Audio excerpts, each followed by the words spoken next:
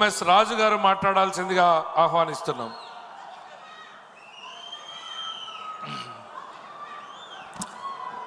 సభకు నమస్కారం. ఆంధ్రప్రదేశ్ ఆత్మగౌరవ ప్రతీక, ఆంధ్రప్రదేశ్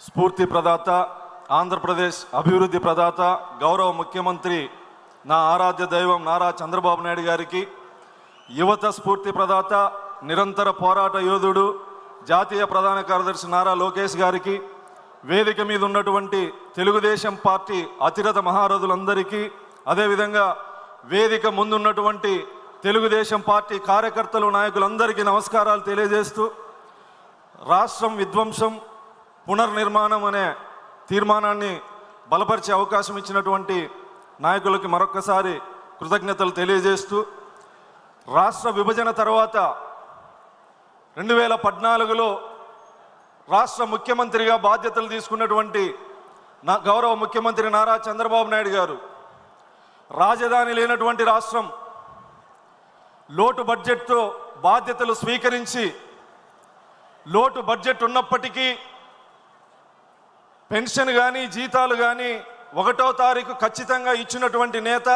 అదేవిధంగా భారతదేశంలో ఏ రాష్ట్రంలోనైనా పరిశ్రమల కోసమైనా రాజధాని కోసమైనా భూసేకరణ చేస్తారు. భూసేకరణ చేస్తే ఖచ్చితంగా రైతుల ఆందోళనలు, లాఠీ చార్జీలు ఇవన్నీ ఉంటాయి.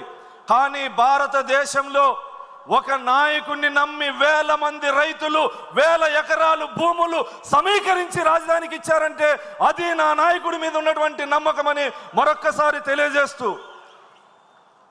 పోలవరం ఆగిపోయినటువంటి పోలవరాన్ని ముందుకు తీసుకెళ్ళి ఎలక్షన్లో అప్పుడు చెప్పకపోయినా పట్టుసీమను నిర్మించి 1000 ఎకరాలకి సాగునీరిచ్చినటువంటి నాయకుడు నారా చంద్రబాబు నాయుడు గారు లోటు బడ్జెట్తో రాష్ట్రంలో బాధ్యతలు తీసుకొని ఒక గాడిలో పెడితే ఒక్క ఛాన్స్ పేరు మీద వచ్చినటువంటి దుర్మార్గుడు జగన్మోహన్ రెడ్డి, అమరావతి రాజధానిని సర్వనాశనం చేసినటువంటి దుర్మార్గుడు. ఇక్కడ ఇతిహాసాల్లో అయినా పురాణాల్లో అయినా రాజధాని నిర్మాణం చరిత్రకారులకి యుగ పురుషులకే సాధ్యం. చరిత్రకారుడు చంద్రబాబు నాయుడు గారు కాబట్టి, యుగ పురుషుడు చంద్రబాబు నాయుడు గారు కాబట్టి రాజధాని నిర్మాణం ఆయనకు అవకాశం వచ్చింది. రాక్షస మనస్తత్వం కలిగినటువంటి జగన్మోహన్ రెడ్డి ఆ చరిత్రని తిరగరాయాలని చెప్పేసి విధ్వంసం చేశాడు.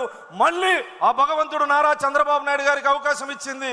ఎక్కడైతే జగన్మోహన్ రెడ్డి విధ్వంసం చేశాడో మళ్ళీ అక్కడే పునర్నిర్మాణాన్ని మొదలుపెట్టి రాజధాని పనులు వేగవంతం చేస్తూ, ఆగిపోయినటువంటి పోలవరం పరుగులు తీసే విధంగా, రాయలసీమ ఉత్తరాంధ్రలో అభివృద్ధి వికేంద్రీకరణ చేస్తూ, రాయలసీమలో మారుమూల నియోజకవర్గాలకు కూడా పరిశ్రమలు తీసుకొస్తూ, అంద్రినీవా ప్రాజెక్టుని పరుగులు పెట్టిస్తూ చివరి ఆయకట్టు వరకు నీరిచ్చే విధంగా కృషి చేస్తున్నటువంటి నారా చంద్రబాబు నాయుడు గారు, మీరు 19లో విధ్వంసాన్ని చూశారు.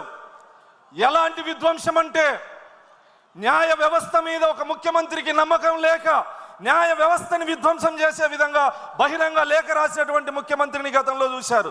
శాసనసభలో ఉండి శాసన మండలి వ్యవస్థ మీద నమ్మకం లేక శాసన వ్యవస్థని రద్దు చేస్తానన్నటువంటి దుర్మార్గుడు. అదేవిధంగా జీవో నెంబర్ 1 తెచ్చి పాత్రికేయ స్వేచ్ఛను కూడా హరించినటువంటి దుర్మార్గుడు. అంటే ఏ వ్యవస్థని వదిలిపెట్టకుండా అన్ని వ్యవస్థల్ని నిర్మూలంగా శాశ్వతంగా నాశనం చేసినటువంటి దుర్మార్గుడు మళ్ళీ